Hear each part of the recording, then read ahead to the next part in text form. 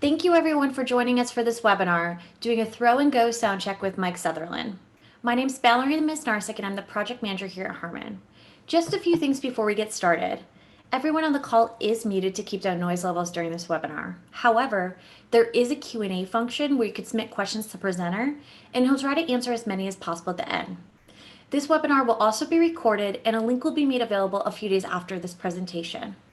We do have a number of other webinars taking place over the next few months for audio, lighting, video, and control. We encourage you to take a look at the different webinars in our Learning Sessions Workshop series on pro.harman.com, as well as visiting Harman Professional Training to see our many on-demand and certification courses that are available to you for free. And now I'd like to introduce you to Mike, the presenter for today's webinar. After attending Musicians Institute, Mike worked as a house engineer at Total Access Recording in California for 6 years. In 2012, he began touring as a front of house engineer. He is currently the tour manager and front of house engineer for Sublime with Rome. And now I'll pass it over to you, Mike. Hey everyone, thanks for tuning in. Appreciate it. Thanks a lot, Mallory. So today we're going to be talking about throw and go sound checks. It's one of the things that as a younger engineer you'll probably experience more than as someone who's working with a band that has a little bit more stature in the live music scene. And making sure that you do these right is really important because it allows you to have a good foundation for your set, and you can build as you progress in your career, being able to make quick decisions, be prepared, and have a good show. So I'm going to start with 3 things that are absolutely critical for success. So the first thing for a throw and go sound check is you need to be prepared. Absolutely, full stop. Most important thing is you have to be prepared. I'll get more into all of these details later, but these things I think are the foundation for a successful throw and go sound check.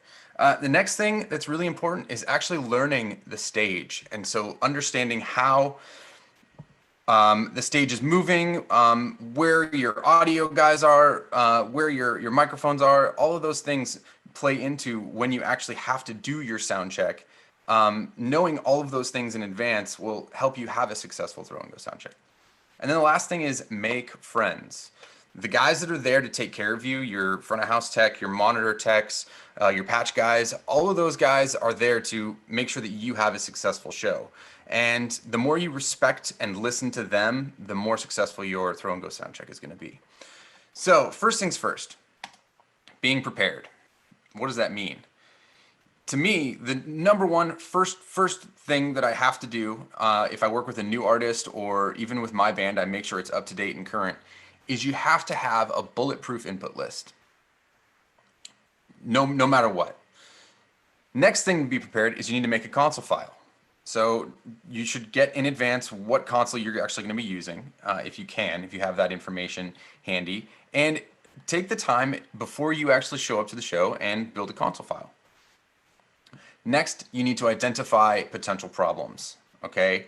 That is something that is very, very helpful. If you can brainstorm in advance and actually understand where you might have problems, you can predict and make changes and actually think of solutions if those problems do arise.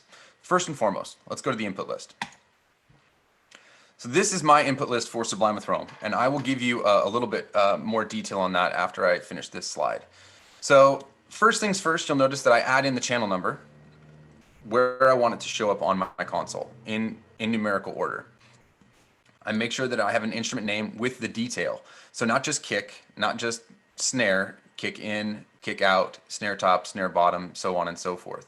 I even add in artist names. So if you see on channel 18, it says Gabe Key, and Gabe is the keyboard player for Sublime with Rome. And by adding that little detail, when you see my stage plot, which we'll get to in a second, you'll see that for a patch guy or a stage tech that's working, if they can identify on the stage plot who each person is, they can actually more successfully place a microphone. So instead of just putting keys, I put the person who's playing it. I also do that for the vocals because it's more useful if they can actually see, oh, well, Gabe is going to be here. This is where Gabe is on the stage plot.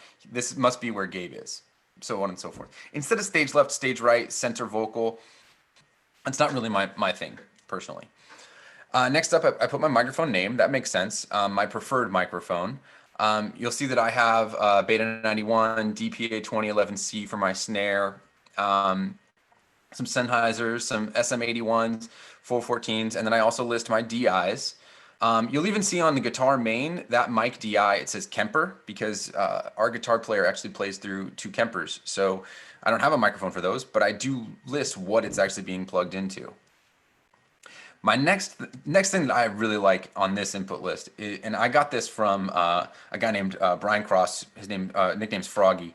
He works for Christina Aguilera, Gwen Stefani. He's done Britney Spears, all in the pop realm. This is pretty much his input list, so I'm going to give him full credit because when I first saw this, it was like mind blowing to me. It gave you every piece of detail that you needed for a successful show. So he added in the stand that you need. And this is one of my favorites too. So any patch guy can see that like, oh, I'm going to need a small boom stand, or I'm going to need a drum clip, or I'm going to need a tall boom stand. All of those things make a lot of difference when you get to the day and you have one less thing that you need to explain to somebody that they can just clearly see in advance. Next up is my stage box input. So on a stage of the size that Sublime with Rome plays, and even smaller stages. Like I was a club in-house sound engineer for a while, and I had multiple stage boxes. And every day for the shows that I would do there when I wasn't on tour, I would make sure that my input list that I created every day before the show had the stage box and the sub snake that it was actually assigned to. It makes it a lot easier to patch later on. So if you're looking at it, you can see that input 1 is actually tied to the drum sub snake channel 1. Makes it really easy for patch guys, really easy, and they can modify this if they need to, but to at least have a home base or a starting point for them makes it really nice. Next up, I just add some notes, phantom power, things of that nature. Deep -15 dB pad on the microphone if needed. And then lastly, I color code the stage boxes. And you can do this with electrical tape, on the day of show if you want, and match it to the color of your input list. It makes it really easy. Again, being able to identify things by color as opposed to name speeds things up and allows you to make moves a lot quicker than if you didn't have them color coded.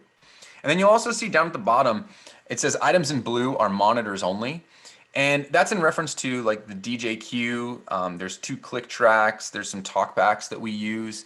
I don't need those at front of house. And just by dictating like, hey, that is something that is only needed at monitors, gives them a little bit more flexibility to make changes or modify. And then the last thing is clearly list your outputs. So the output patch that you see, this is actually for our monitor engineer, more so than me.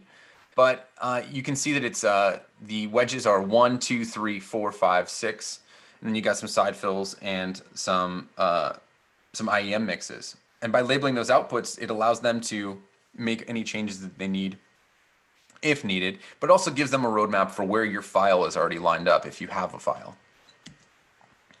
So here's a little bit more detail on that map. Please screenshot that if you can, so you can take that with you and use it to make your own input lists or use it as an inspiration for your own input list.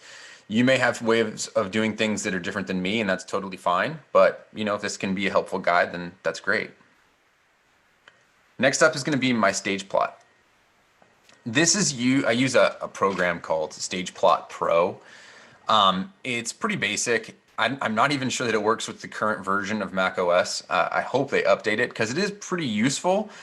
At times, it allows you to just throw up really basic information, such as the what risers you're using, how big the risers are, where your gear will show up, where your power drops are. You can even put where your stage boxes are located if you want. To me, a stage plot is really important because if there's a situation where you are not able to be at a load in or sound check or anything, this should tell anybody, your backline techs or your house audio techs, where everything goes. I had a situation, no joke, about a month and a half ago where my car, it was a local show, so we were driving our own cars, our own vehicles. My car and my main backline tech and stage manager, both of our cars got flat tires on the way to the show. And I called our production manager and asked him to make sure that he could get our stage plot, use our stage plot, and actually build our stage as close as possible because we were going to be late to load in.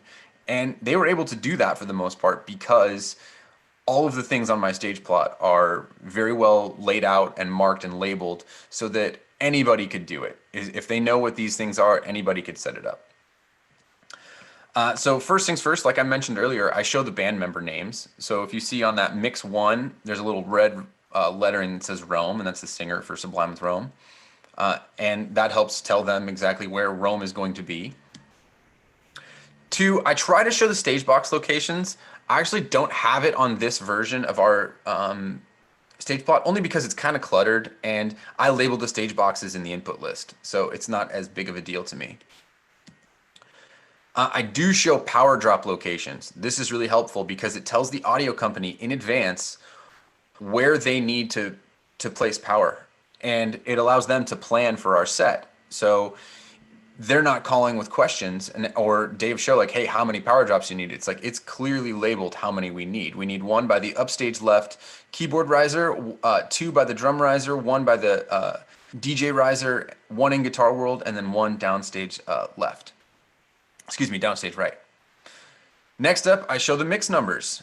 That way they can clearly see where those mixes are going. So again, if I'm not there, my monitor engineer's not there, or our tech's not there, they can label and run all of the cables necessary to make these things work. And all of this information allows you to have a successful throw and go sound check, because the more prepared you are and the more information you can give the audio company and the people working the show that you're doing, the more prepared they can be, and it allows you to have a really easy going day. I also show mix and wedge locations, obviously. And then here is a quick close-up. And again, screenshot this if you'd like, please. Use it as inspiration. You don't have to use this program. You can just take, I think, I'm not very good at it, but Illustrator, Adobe Illustrator allows you to do this pretty easily. If you use some squares and shapes, it doesn't have to be as 3D and accurate as this is. You can do pretty much anything as long as you tell people where things actually need to be. So the next thing is you need to build your console file in advance if you don't already have one.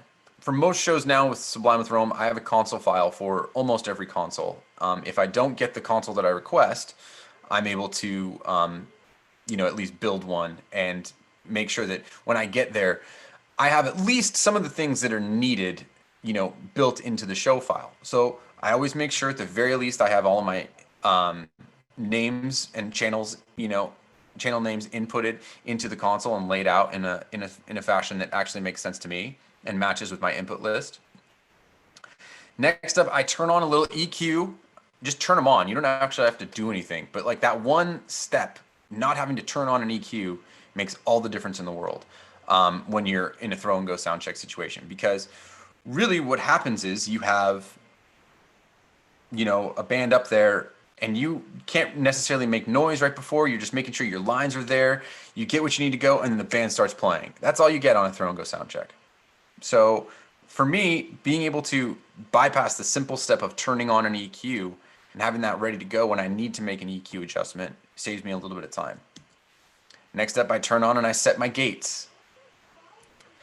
Turn on and I set all my compressors, and I set the threshold really high, so they're not really working necessarily. It's just if I need to get a hold of a compressor real quick, I've got access to it.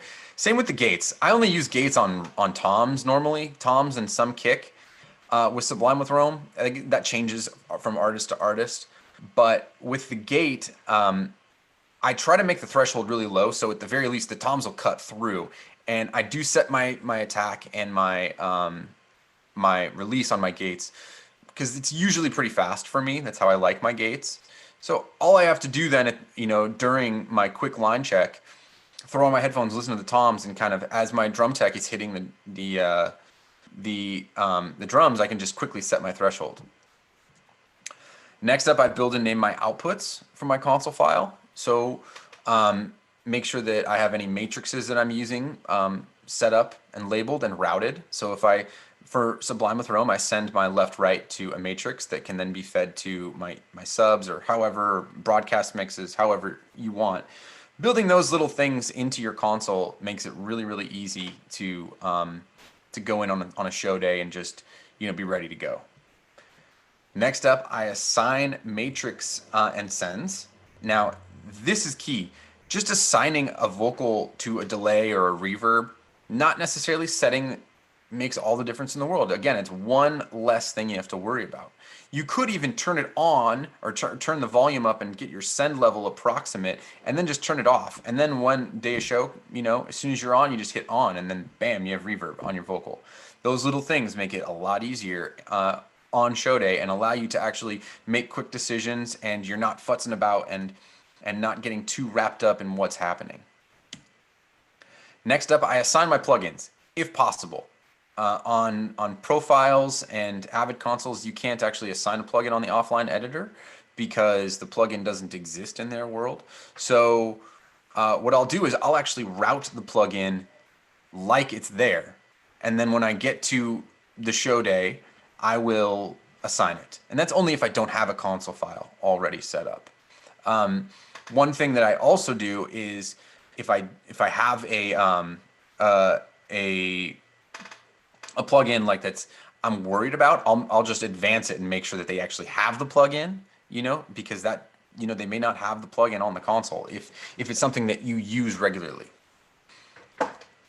Finally, I'll take my console file and I will send it in advance to the company that's handling the show. And if you don't have access to that information, your tour manager should be able to get access to it, or your production manager.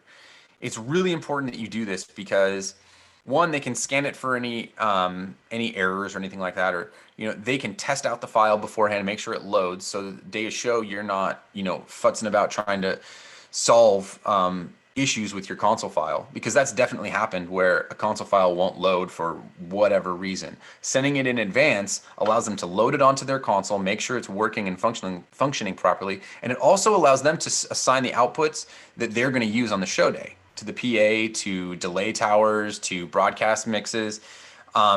Just recently, it was great. I sent in a console file for a Digico console, and they did a bunch of macros for me that I didn't have, that were useful for what we were doing, because it was a broadcast. It's a drive-in shows recently. That's all we've been doing. So the broadcast is going to the PA and also to a set of FM transmitters that are delayed. And I was able to just quickly use a macro and switch between what I was hearing on my near fields. I can either hear the broadcast, the PA mix I'm sending out, and I can also hear the FM return. I didn't build that into my file, but the house was, the sound company was kind enough to build that into my file for me, so that when I got there on show day, all I had to do is hit one button and it would switch for me. Next up, identifying potential problems. This is actually a fun exercise for a lot of reasons, because it allows you to think in like this weird 3D chess kind of way, and it'll actually make you a much better engineer. And if you're a tour manager, it's even more useful, because there's scenarios where what happens if we miss our flight, so on and so forth. But that's for another webinar. So things that I think about when I'm on a show, just things that might go wrong. Like anything, like I'm out of batteries, mic goes out of batteries, or my console file doesn't load, or I don't have my plug-in stick, my plug-in memory stick with my licenses, all number of things. And then I ask questions kind of related to the gig. This is especially true if it's a band I've never worked for. So I did a show a few years back where a younger, like a not so established band asked me to do front of house for them, knowing that I would be at the show for another band. And I'd worked with them briefly, just on one or two shows locally in LA. and this is a big deal for them. So they wanted to make sure that they sounded good off the bat. So some of the questions I asked were like, do they have a guitar tech? Do they have a drum tech? Is the band going to be there at sound check? If they do have a drum tech, does he hit like the drummer? Because those types of questions will help you make decisions when you're actually in your throw and go sound check. And I'll give you an example. My drum tech on Sublime with Rome does not hit like my drummer does. So by thinking about potential problems, I know, okay, well, Dennis doesn't hit like Carlos. So when I'm doing my line check, my level for my drums should not be the same level as when Carlos hits the drums. This is the same that could be true for any other band. You know, the drum tech may not hit like the drummer. And over time, when you work with people regularly and more often, you notice certain tendencies. Like, well, if Dennis is hitting like this, I know that Carlos is going to hit like this, and it'll sound like this. You can make those determinations. When you don't have that experience and it's a younger band, knowing those things, you know, you could have a drum tech that hits way harder than your drummer. And then what happens? You set all your gain for your drum tech, and then the show happens and all your drums are really quiet because you don't have enough gain for your drummer. It's just simple things like that. So if you can ask that question, does the drum tech hit like the drummer? No, he doesn't. Okay, well, can the drummer be available for our line check real quick so that I can get a really accurate picture of what the drums sound like or the guitars sound like, so that when we actually start the show, it's less for me to fiddle with. So again, just thinking in advance, you know, and actually figuring out what problems could arise makes a difference. Something else I try to figure out: can you make noise when you're checking lines? In some cases, on larger festivals, if there's an A and a B stage, the A stage may be going while the B stage is doing a changeover. Some cases, you cannot make noise on the B stage while the A stage is going for obvious reasons. It would disrupt the fan experience for the A stage. So you're in headphones. You have to listen in headphones. That's pretty much all you have. So knowing that in advance allows you to make decisions and determinations on how you're going to approach your line check. Make sure you have headphones, first of all. You know, like, what if you don't have headphones? And you're like, oh, great. Well, I can see signal, but you could see signal and the line could be completely noisy and sound terrible, but you can't hear them because you don't have headphones, because you didn't think that, you know, you thought you'd be able to make noise when you were checking lines. Next up would be like, do you need anything special from the local crew? You know, do you need a certain microphone? Are you going to make sure that they have it? Do you need I use a Space Echo on my gig with Sublime with Rome, and sometimes my power supply doesn't work, or I'll forget my cables. That doesn't happen that often, but in case it does, like, are they going to be prepared to help you out in those scenarios? So just having that, just thinking about potential problems that could arise on the day of show in advance allows you to, you know, come up with game plans to circumvent those issues. So next up in our three things is the stage. This is probably one of the more important things that you need to figure out. First things first, introduce yourself to the local crew. I'm pretty sure I have some techs on here, and I'm sure that they appreciate when you actually introduce yourself and you're nice and you appreciate them, because they're working for you. You guys are a team. You have to work together. And so just introducing yourself and learning their names and understanding exactly what they do, you know, what their roles are, will put you in a little bit higher regard with them, and it'll make them help you a little bit more in case you are stuck. Now, here's something that I do want to stress though. When you introduce yourself to local production crew, if you're on a band, if you're with a band that's playing, say, first on a festival out of, you know, 8, so your band is playing at 2 p.m. in the afternoon, and the headliner's playing at 9 p.m. If you arrive early, which I recommend, do not bother the local crew when they're trying to get the headliner set up. that is a recipe for disaster. Try to pick your moment. They're there to help you, and they will help you, but you got to respect them and make sure that they know that you appreciate them. You want them on your side. So if you see them, troubleshooting an issue with RF with the headliner, it's probably not the best time to introduce yourself. So just think about that. I do want you to introduce yourself, but do it in a way that doesn't interrupt their workflow with another band. Because one, the headliner won't like you, and the crew will resent you because they're in the middle of doing something. Next up, learn how the stage is moving. And what do I mean by that?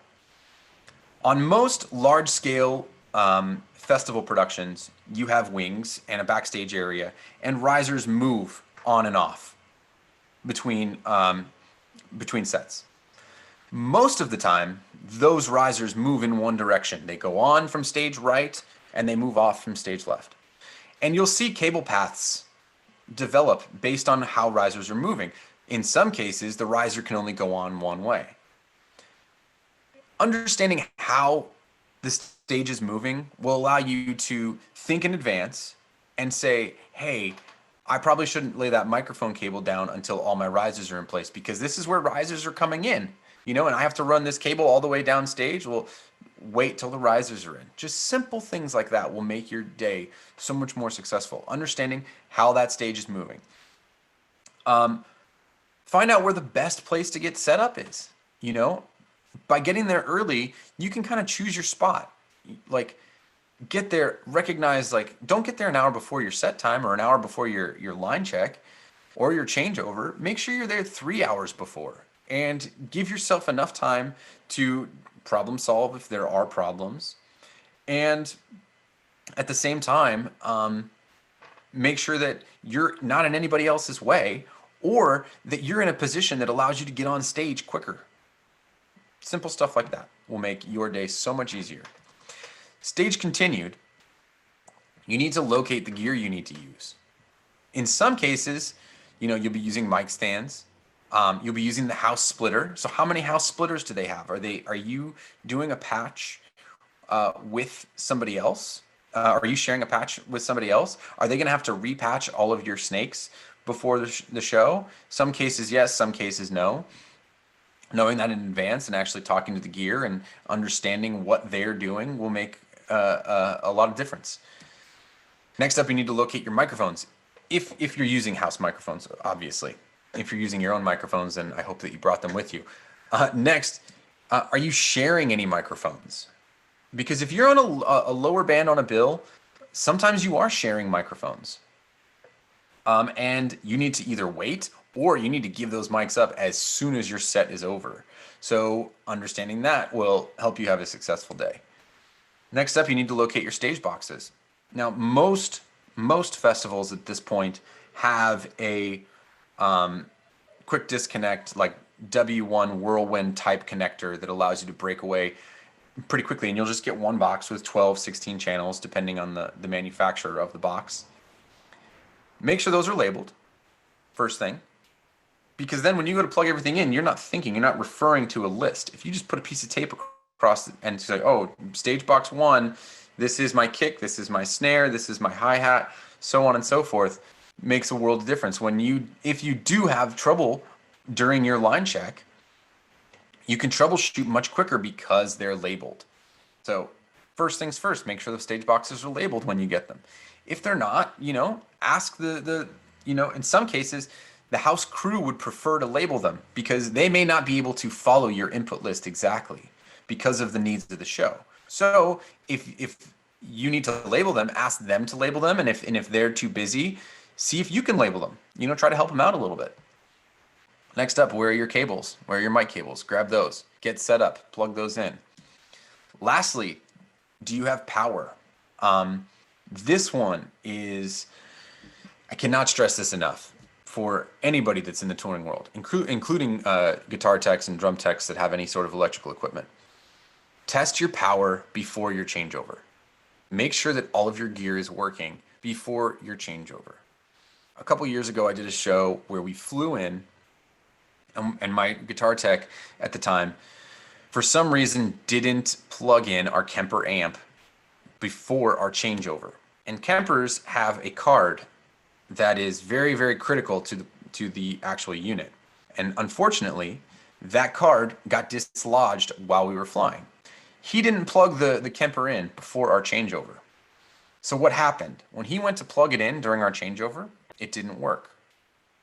Had he plugged that in 3 hours before, when we were just standing around doing nothing, he would have recognized that it wasn't working, and we could have troubleshoot the issue. And I could have either called the Kemper rep that we know and fixed it, which is what I did the following Monday, or we could have figured out other solutions like getting a backline amp, getting another amp brought in, any of those things. But because he didn't check power before his changeover, we were left in the dark. Next up, where are your risers? Do you get risers? Are you sharing your risers? Do you need to wait for another band to finish? Finding that out will help you plan your day and make sure that you're set up. So if you're sharing a riser, you may just want to build your drums and get them ready to go. So as soon as that riser comes off, you can throw your drums up real quick, mic it up, and plug it in. And you're going to be better off than waiting for your drum riser to be built. Again, this is like a big scale, larger scale stage thing, and I understand that it's not necessarily an audio engineer's responsibility for some of these things, but if you're also thinking about all of these things, your crew is going to be much more successful, and you're going to be more successful. Next up, front of house. So this is where you actually get to make all your, quick thinking and your decision making once the sound check actually starts. So again, what I do, check in early and introduce yourself. Be really kind. This guy's working really long hours. This, for instance, this is my tech, Taylor Munstock. He works for Clearwing. I think he's freelance now, but he was on our summer tour last year. He was up first thing in the morning and was one of the last people to go to bed. And most of the time, your front of house tech is that guy. So introduce yourself and be nice to them. Treat them with respect, again, because they're there to help you. Next, ask if there's a good time to load or check your file. Ask, because there may not be a good time. That's totally fine also. If the console's being used throughout the day, you may not get a chance to load your file until your sound check, which, by the way, makes it even more important that you do send in your console file beforehand so that you don't have that issue. But if you can, try to check your file, load it up, double check all your plugins are working. And you should, believe it or not, do this first. Because if you have issues with plugins and you're reliant on plugins generally take the longest to troubleshoot. It's really easy to see if your EQ's not turned on. You can just turn it on. If your Waves or any other plugin manufacturer or plugins are not working, you're in trouble. You need to figure out why that is and rectify the problem. Either it's a bad version, so on and so forth. Those things take time. So by doing this first, it gives you more time to actually troubleshoot them. Double check all your outputs are routed, and everything's set there. Next up, ask your front of house tech if there's anything that you should know about the day. Because, like I said, they're there early. They know more about the system than you do, most likely. And even if you think you know more about the system than they do, it's good to ask. Because I'm not above learning. And I guarantee you that almost everyone you come in contact with in this business can teach you something that you didn't know. So start there. He might be able to tell you something about the PA that's, acting funny.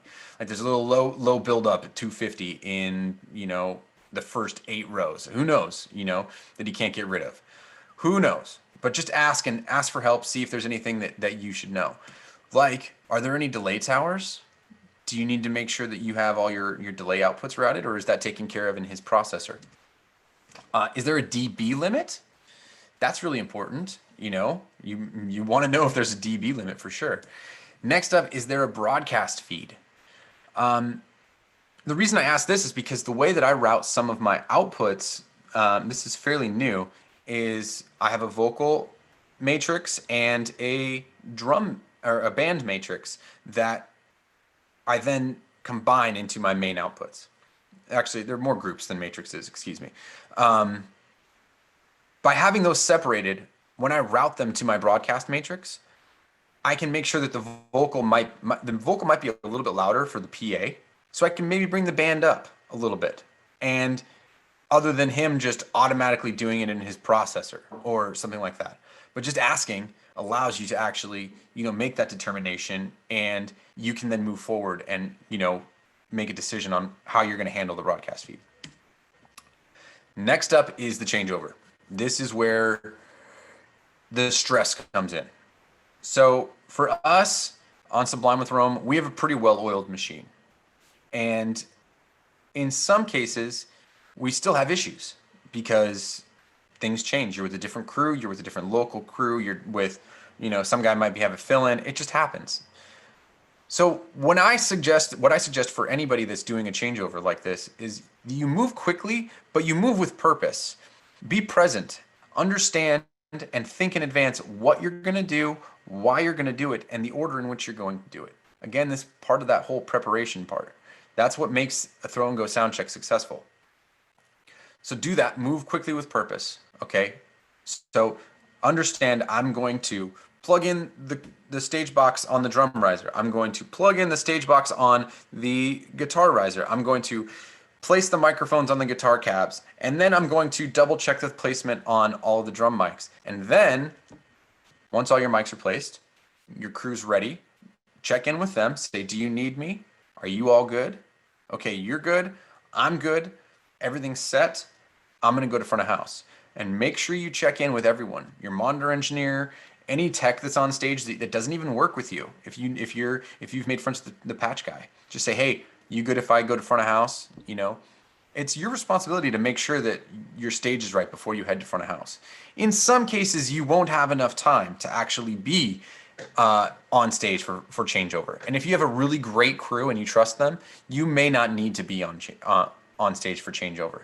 But I recommend, if it's a new band and someone you're not used to working with, be on stage for them and make sure that they're covered and that you have all your bases covered before you move to front of house. Next up, double check your files loaded properly once you get out to front of house. Double check your plugins are loaded. And then you should be ready to go. And then we move to your actual line check, okay? I check my lines in the following way on a throw and go sound check. Now again, if you don't have a PA that's able to be, utilized, you're all in your headphones and you're relying on your metering on your console. And you're also relying on your house system and the processors that they're using. So what I'll do is they can mute the system. I can still send all of my audio signal to the processor. So I'll ask my front of house tech, are you getting enough level out of my kick drum? Is this hitting you too hard? Is this hitting you too soft? By doing that, you're at least setting like a baseline for where your mix is going to be. He can give you an idea. I use the kick drum. So that's my base. If I can actually check a PA, I'll send the kick through a few times and set my level that way to make sure that I have enough output or I have too much output in some circumstances. And then I use that level in my head to check everything else. So first things first, I check out the gain. How's the gain look? Is my high pass on? Is my gate working properly? Is my EQ on? Is my compressor on? And is it set to like a minimum threshold just so I can get going? I try to do this really quickly. And at this point, I know what channels have a high pass, what channels have a gate. Not everything has all of these things on. So it's pretty easy to just kind of run through them. Next up, are your sends and your returns engaged? Are those ready to go? And then lastly, your subs and your front fills, are they going to the PA? I have a really great lesson for you. When I was a young, as Mallory said, I started in 2012 and I was a studio engineer before I was a live sound engineer. And live sound and studio are so remarkably different. First of all, in a studio, you don't have to worry about front fills or subs. It's just a left-right. There's two channels for the most part, unless you're doing 5-1. So I wasn't used to the whole concept of sending a separate, send or matrix to the subs and front fills. And maybe about like my 10th or 11th show, we had a throw and go sound check in Phoenix, Arizona. And for some reason, I couldn't figure out why my files sounded so bad when the band started playing. I just didn't understand it. I was like, what is happening? Why does this sound so incredibly different and bad compared to what I'm used to hearing? And the front of house tech, who coincidentally has become a friend of mine since then, looked at me and he goes, "Hey man, you're not sending anything to the subs." And all of a sudden it clicked. I hadn't checked that my subs were going. And he had been, I think we had an issue with some plugins or something, and he was troubleshooting something else. So I couldn't blame him for not seeing subs. He was doing something else. And at that moment, I realized that all of my aux masters were muted. And I slowly brought up my subs, and a band that is a three-piece all of a sudden sounded like a six-piece because the bass player is so important. And I actually had a real mix. It wasn't just this tiny little fraction of a mix. I actually had my full range of sound. So by checking your subs and your front fills at your line check, you're going to eliminate that problem. So learn from my mistakes, please, okay? Because I haven't done that since. Well, maybe I have. I don't, not to the extent that that one was. That one was awful, and I was extremely embarrassed. But I took that knowledge and I moved on and I learned from it. Next up, it's showtime. So the band is on stage. You're moving. You're trying to get your sound as close as possible to what you think is the desirable mix. My suggestion is move slowly, first and foremost. You do not want to rush what you're doing. You don't want to be quick to make judgments. You want to listen and think, what exactly do I need to do? That like level of calm will help you get a better mix together quicker. If you're running around with like a chicken with your head cut off trying to fix everything, it's not going to work. You're going to chase your tail more than you're going to help. So I recommend taking a breath, moving slowly. Personally, what I do is I start at the vocal. Having a little like checklist for this makes it much easier. Where's my vocal sitting? Okay, that's not working. I got to fix that. All right, I'm going to fix that first. Once I fix that, then I'll worry about the drums or the bass. You never know. You could just focusing on one thing at a time and understanding that you can build your mix in pieces. For me, the vocal is the most important thing because if you've been in live sound at all, you know the feeling of the fans or the crowd not being able to hear what's being said on stage by a vocalist. It's the inevitable head turn to the front of house guy. It's the most annoying head turn in music, in my opinion. But they want to hear their singer. They're going to sing along. If they can't sing along if they can't hear the singer. So I start there, and once I get my vocal sounding decent, I can come back to it later. Just get it up there. Make sure it's loud enough. Cut any harsh frequencies out. Add some frequencies if you need to. Just get that up there. Focus on that. Move to the drums and the bass if you want. For me, that's my mode. I go to the drums and the bass. I get the punch going in the mix. I get that low frequency. Sublime with Rome is a very bass heavy band. So I try to make sure that the bass is hitting the way that it needs to. And then lastly, I go to the guitars. Once I get the guitars going, I can move on to other instruments that are in there, like keys. Or we have a DJ in our band who does some amazing scratching that I definitely want everyone to hear. Usually that stuff cuts through so well that I don't have to worry about it. The other thing, this is something that the first band I ever worked for was on the live front was a band called Pepper, and I did a couple albums for them in the studio, which is how they met me. They would always do something really, really nice for me. They would start with a really jam-oriented intro on a festival. They wouldn't go balls to the wall straight up, because they knew I had some work to do, and they wanted to make sure that I had time to get my mix going. So like, if you have the opportunity and you have the rapport with the band, you may want to ask for that as well. With Sublime with Rome, believe it or not, one of the songs that they play as the very first song no joke, it has almost every instrument hitting triplets at the exact same time. It's bump, bump, bump, bump, bump, bump, bump. Every instrument hitting that exact same time. And it took me a couple shows to fully understand that like that cacophony of sound right as they started, there wasn't much I was going to be able to do. If there were some fixes that needed to be fixed, I had to wait until they all started playing normally, and I wasn't just relying on those four hits. But if you have the opportunity, ask the band if they can start with something that's a little bit more jam oriented that you can slowly mix stuff in, and if something's completely off or not right, you have the opportunity to make adjustments without it being like a key point in the set. Now again, Sublime with Rome, the reason they start with that song is because it's very popular, and I understand they want to come out with a bang.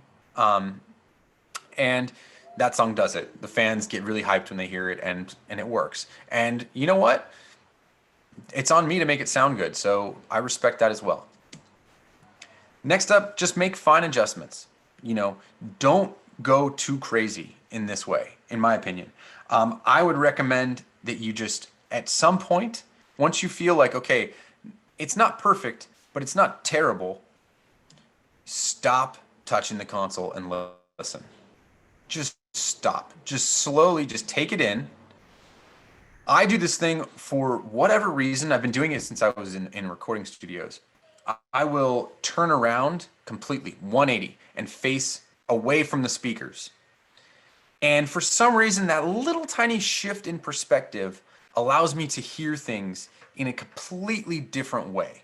I don't know why, but you know, Dave Rat, for if anyone is familiar with Dave Rat, you may be familiar with his method where he'll actually put the console off to the side so that he's a fan. He is working as a fan, and if he needs to make changes, he looks away and he makes his changes, and then he looks up and he listens, and he's a fan.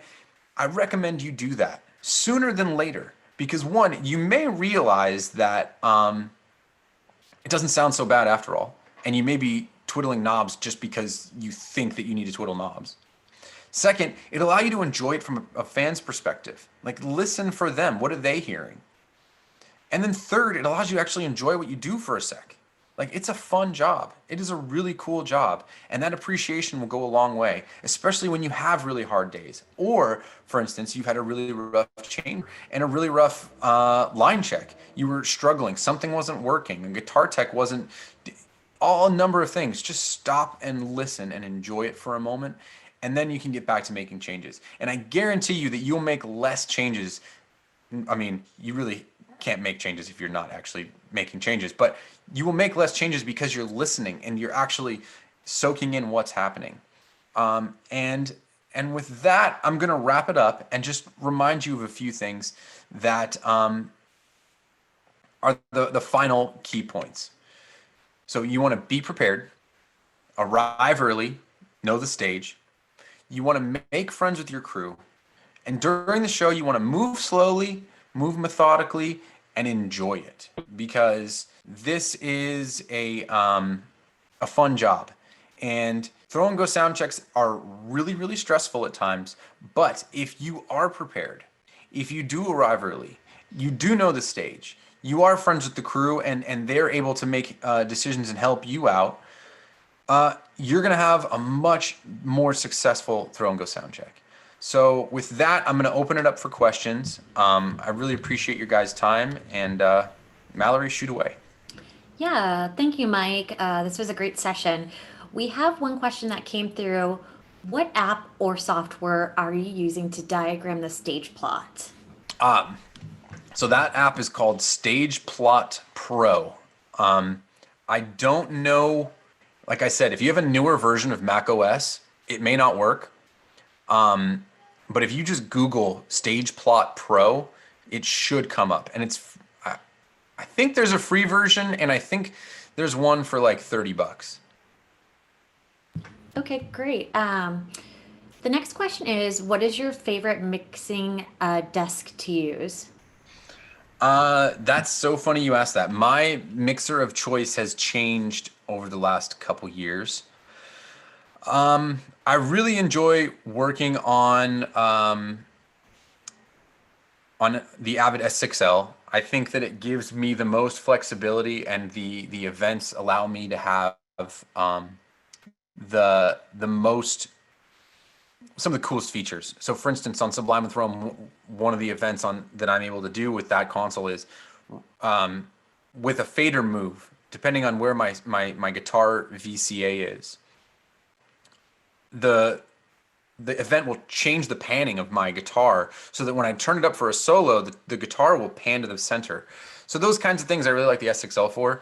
I really, really, really have been making an effort to try out Digicos more, and I really enjoy them. I think that the the Soundcraft VI series is amazing as well. I just don't have as much like hands-on experience with that one, but I think right now, currently, it's the S6L would be my favorite. Perfect. The next question is, where does the term throw and go come from? I don't know where it actually comes from, but I can tell you what it means. And the meaning is, and I probably should have explained this. Y the idea is you throw the gear out on stage and then you go. You don't have time to fully mess around. So on a throw and go sound check, one band finishes, their gear is usually off the stage within 3 minutes, and within 4 minutes after that, all of your gear is on, plugged in, and ready to do a line check. You don't have the ability to set up hours and hours in advance. So on Sublime with Rome, sometimes we have the opportunity, if we're headlining, where we will load in at 8 in the morning for a 9 p.m. show. And we just set our stuff up in the morning. We have plenty of time to check everything and do what we need to do. And then other times we're not the headliner and we have to build all of our stuff off stage, throw it on stage, and then go and do the show. And that is pretty much where the term comes from. Perfect. That looks like all the questions that came in. I want to thank you again, Mike. This was a great session, and thank you everyone who attended today. I hope you have a great rest of your day. Thank you guys again. Appreciate it. Bye, everyone.